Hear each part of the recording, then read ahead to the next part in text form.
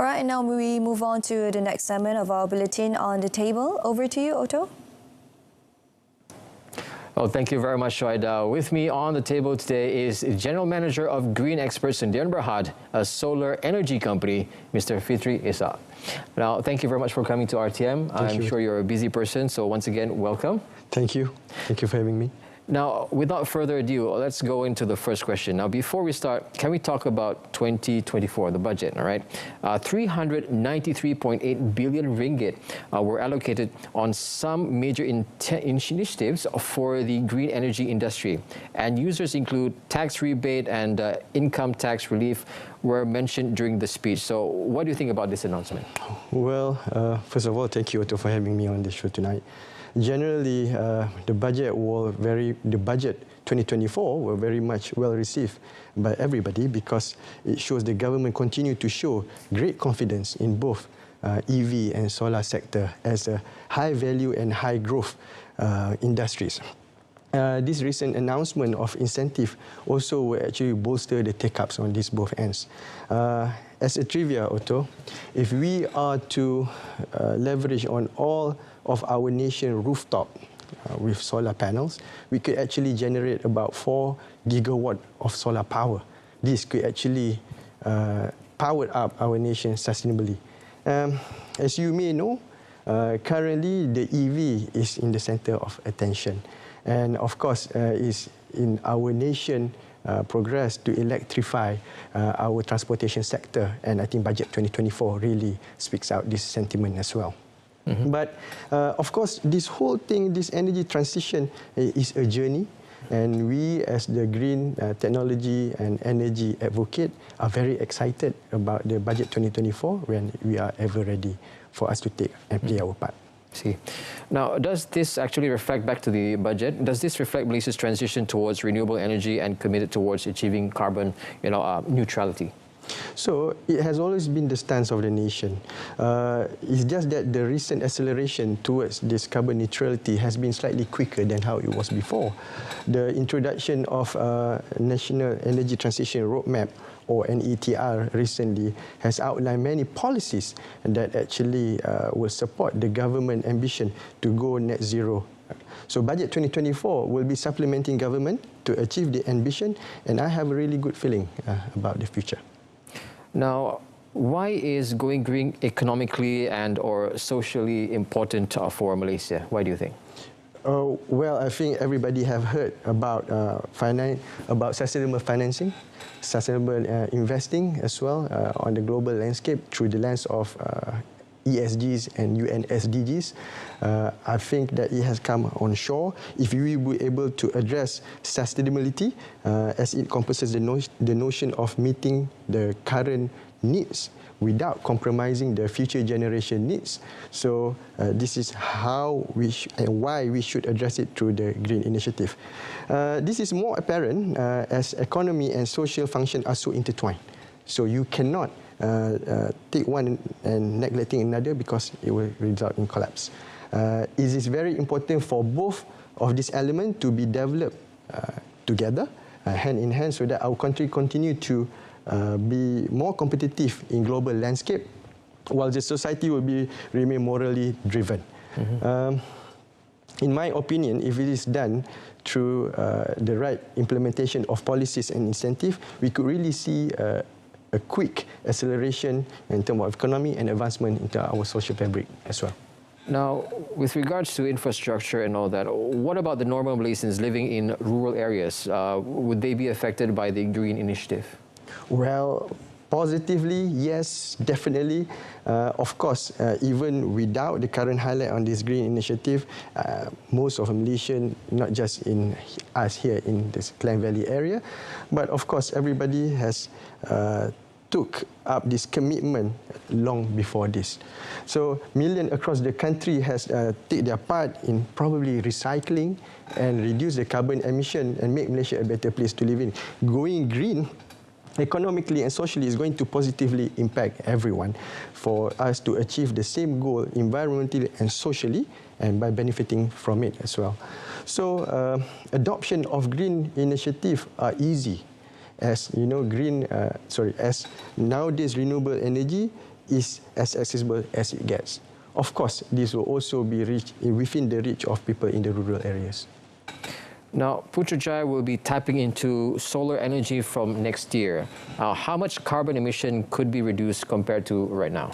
Okay, Otto, the adoption of solar energy as a means to reduce carbon emission is not new. It had been going around for a while, across the globe.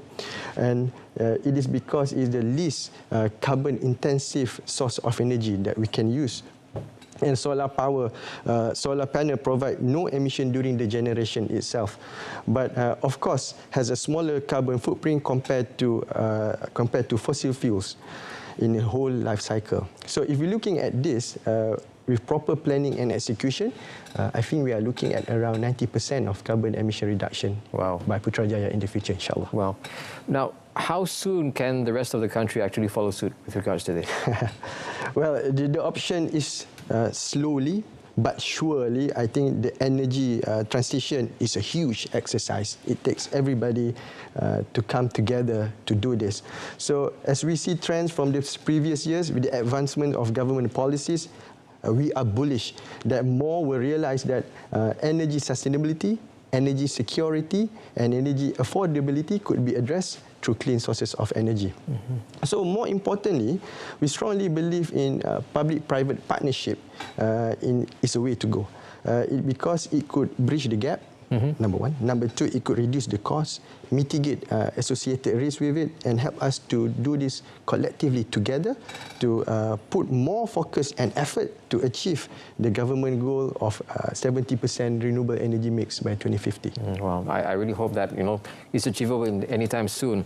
Now, there are some limitations in using solar energy or electric vehicles. Now, the main concern would be the high cost borne by its users. Now, what are your thoughts on this? Okay. The advancement of solar technology has really reduced the ownership cost, I think, since the last 1 decade. But despite the reduction, I have to agree with you, Otto, that the cost to own a solar system is still relatively expensive. This is unfortunate.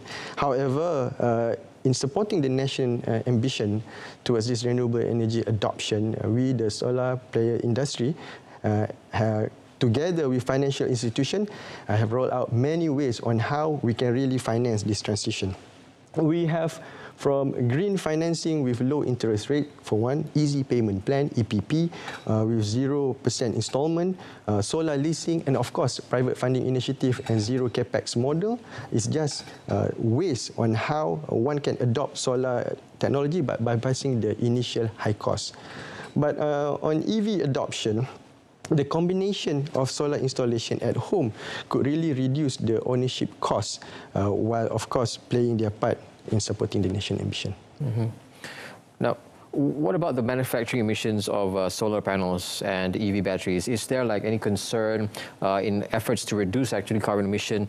We produce more carbon emission from? Well, that's an interesting question you have, Otto. Well, to be fair, all manufacturing processes will result in carbon footprint. It's just nominal or way real. So that also includes renewable energy parts and components such as panel and batteries. This carbon footprint, or we call it initial carbon debt, will later be rectified through carbon offset during the energy generation. Even with the current solar panel technology, it will take about 3 years for it to pay off its carbon debt and become carbon neutral. Normally, solar panel will have at least 20 years of lifespan. And with the initial carbon debt of 3 years, we are looking about 17 years of clean energy. Wow. So with the current carbon footprint of batteries are still relatively higher compared to panel. But the pressure to decarbonize keep on increasing by the market. And with the current EV boom, manufacturers are racing to address this concern. More than 100 auto industry OEM and suppliers trying to find how they can reduce the this emission through commitment by science-based target initiative. More and more collaboration also has been seen on how you can actually take these batteries from EV and repurpose it after its cycle life. Wow. So I think the next 5 to 10 years will be very crucial as the technology advance. So inshallah, we can produce more, better, sustainable parts and components, battery for that matters. Inshallah. Now, in regards to the net energy metering or NEM, now the Prime Minister announced that this program is extended until the end of next year. Now, why is this important and who can actually benefit from this? Okay. If you're looking in the history of Malaysia renewable energy adoption, the government has successfully introduced a lot of instrumental programs throughout the years in a way to adopt renewable energies. We are thankful as for those steps has taken to where we are today. So NEM or net energy metering were actually introduced back in 2016 as a way to adopt solar energy. Since then, NEM 2.0 and NEM 3.0 is the recent one, has been introduced with about 2050 megawatt quota allocation for all sectors. It feels slightly nostalgic, to be honest, as we welcome the Prime Minister announcement on the extension of the program, because I think from the industry standpoint of view, the acceleration of adoption from the masses were pretty recent. It was quick in these past few years. So we hope that this extension will make everybody sees that there's a rush for you to adopt this green initiative, and probably some real push from all the sectors on this NEM program extension. As an industry player, it has always been our duty and commitment to continue to educate the market, society and the community on what green energy could do and how that we can benefit from both tangible and intangible benefit from NEM program. Well, thank you for that. Now, it's looked like that we're all out of time, so for On the Table tonight, and on behalf on Malaysia's tonight's team, I would like to thank Mr. Fitri, all right, for coming and sharing your insights on green and renewable energy as well. So, over to you, Shuaida. Thank you, Otto. Now that's it from us this evening. In our top story, local businesses to lead 5G solutions development from the river to the sea. Palestine will be free. I'm Shuhaida Arifin. Thank you for watching.